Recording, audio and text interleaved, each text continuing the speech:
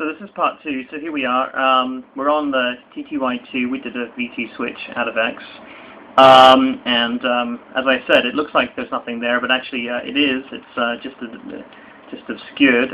You can see here the login prompt and various output from LS. I can type LS and I can get, there you go, there's output. It is working. I can type reboot there and the machine reboots. I mean, it is a perfectly valid login. It's just that the output is corrupted.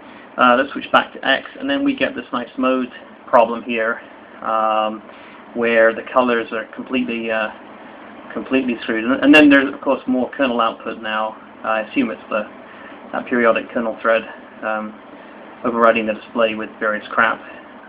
And again, and in a few more seconds, it's going to write again. I think it's 5 seconds is the interval there. So let's try again. Around now, it's going to do it again. About now. There we go. Okay, so I showed the corruption. This is now permanently a problem until I reboot the machine. So I'll just log out.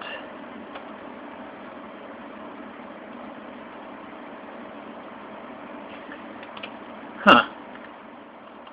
Okay. I had thought it was permanently a problem, but actually it looks like if I restart X, we're okay. Well, that's interesting. So I take that back, but yeah. So that's interesting. I'll put that in the Bugzilla. But nonetheless, if I switch back to TTY2, I probably get the same problem again. Oh, of course, I'm now on TTY7 because I've started X the second time, and it's now starting X on TTY7. It was doing it on 1 the first time you log in, but the second time it goes to 7, which of course means that if your friend uses your computer and uses the fast user switcher and logs in and out a few times, they get very confused and they don't notice, they can't get their login back. They think the system's crashed. In fact, it's just not running on a different TTY. So, and that actually has happened a bunch of times. But anyway, so there we go. It's on 7, and you can see, yep, it's still corrupted here. If I switch back to TTY2, yeah, various. You can see the login prompt there, but it's not useful. And 7. Okay, and let's just log out again. Okay, so I was wrong about the login, log out. It seems that if you restart X, it is fine.